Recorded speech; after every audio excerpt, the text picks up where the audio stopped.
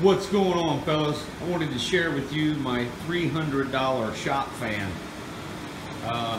This thing's basically worthless in a house, and it's just kind of been sitting inside. And I decided to do something really stupid. It turned out to be amazing. I know this looks retarded. I just threw it on there just to see how well it turned out.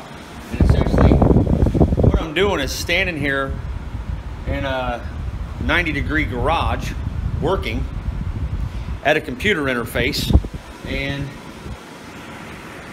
this thing is so much better than a fan that I decided to stop what I was doing and just go ahead and post a video about it. Because I've also aimed this thing, you can also aim this thing under cars and stuff like that as well. And it's just, the difference is amazing. This is so much better than just a fan, obviously. I mean, it's an air conditioner, right? But it just makes no sense that I took this long to do this. I currently just have it aimed at myself there now because I'm standing here sweating to death, and this squirrel cage just wasn't doing it for me. I'm still sweating. This thing's blowing scalding hot air on me. That's a $50 squirrel cage fan, and standing in it, it produces more airflow, but it's hot air. It's so hot out. They even advise you on job sites that after 95 degrees or something, I think it is, that a fan will actually make you hotter. There's something about dew point and all that, that you're actually adding heat to your body versus drawing it away after a certain temperature. Maybe it's 98 degrees, your actual body temperature, I don't know. I would imagine it'd have to be above your body temperature for that to hold true, and it does get hotter than body temperature in this garage sometimes. So that makes sense. If you're blowing 100-degree air on yourself, you're gonna heat your body up. With this thing, let's see if I can find a thermocouple. Well, I got this. That's not accurate. I guarantee you that's like 60-something degrees coming out of there. But oh man, it feels so good. And next time I'm crawling under a dirty hot-ass car, I'm definitely gonna vent this tube right underneath there. The reason why this thing is worthless is because it's a Soleus Air, and I want to show you what's worthless about it. It's one of the single ducted units. Only one duct is supposed to be discharged from your house, and this is the problem with that. You're creating a negative pressure. The device blows hot air outside, but it sucks air from the room in. So the money that you spent cooling off this air, first of all, a lot of it's getting sucked right back out the building. You paid for that, so there's money flying out of a hole in the side of your window.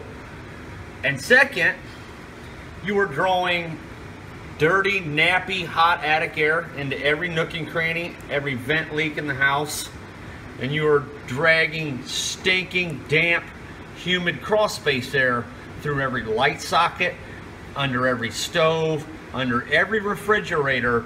Dirty, funky air is seeping into your house because you are creating a negative pressure environment.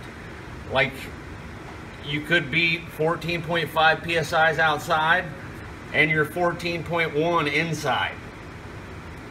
And because of that, air is going to be forced into the house. Hot air, I might add. So you are sucking hot air into the house at the exact same rate that you're cooling it off and blowing it right back out. Not to mention, you're sucking some of the air that you paid to cool off out of the building as well, because heat rises in the room, right? So you got the hot air stratification action, and the expensive cold air sinks right down where the damn intake is on the condenser of this thing, sucking all the cold air off the floor. Oh man, it's a mess. I can't believe they allow companies to sell these fraudulent scam consumer products. If I was a mayor or the president, I would ban stuff like this. This is a fraud. This thing is the biggest fraud I've seen in a long time. I bought it for $300 knowing that it was a fraud, but I do this when I use it in the house. This is a side duct that I hooked to it. I had to modify and make my own crap here. This way I suck air from outside into the unit, into the condenser, and then it's discharged right back outside. That way we're not producing a negative pressure environment in the house. That way we're not taking the very cold, lower stratified area of expensive cold air and sucking it right out of the building. And we're not sucking dank, mold infested, funky air from the crawl space when you have that apparatus put on there. But if you're an asthmatic or something like that, I kind of cringe at the idea of the amount of insulation that's sucking out of your attic and all that stuff through every little crack that it can find. And you may tell me, oh, my walls are painted, it's all sealed off. Well, inside your walls are not sometimes. Sometimes that attic air can get inside the walls and come out the light sockets and all that jargon. So that's basically what it's about. But man, guys, I just had to share this with you because the tube idea, I'm gonna hook something on there other than this. This is just a quick slap it together because I'm dying with this thing. But the fact that I can aim this and put it underneath a car and all that is just kind of an interesting thought to me, and I just wanted to share this extremely stupid video with you guys. Because if you have one of these things in your house and you're doing some work out in the garage, it is totally worth it to do this. It's not a waste of your time. I cannot believe how much more productive I am with this thing running versus just that. It's a breath of fresh air. It's like your eyes open up, literally.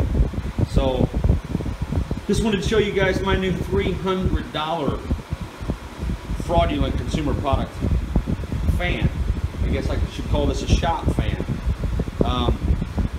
Purpose I'm using it for, it's great. When this thing breaks down, I will leave a video on YouTube to show how long it lasts if you decide to buy one. Here are some of the specifications that I noted.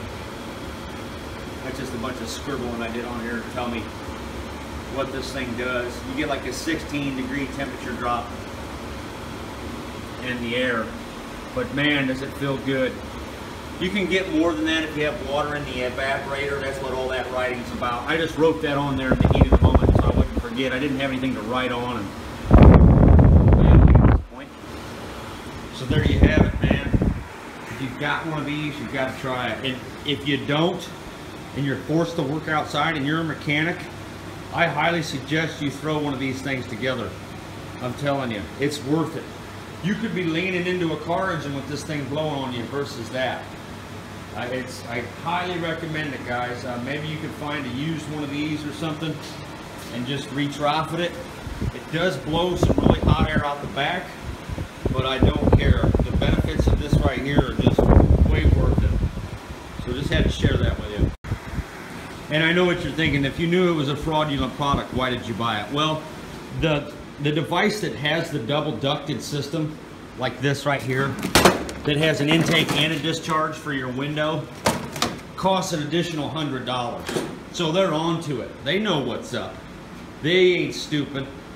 They're preying on people who lack a mechanically inclined intelligence. Some people just aren't mechanically inclined, and there's nothing wrong with that. And unfortunately, there are manufacturers who are preying on these people, and it pisses me off. So I might do another Soleus bash video as well, because I did post a video on how much of a disgrace this thing is.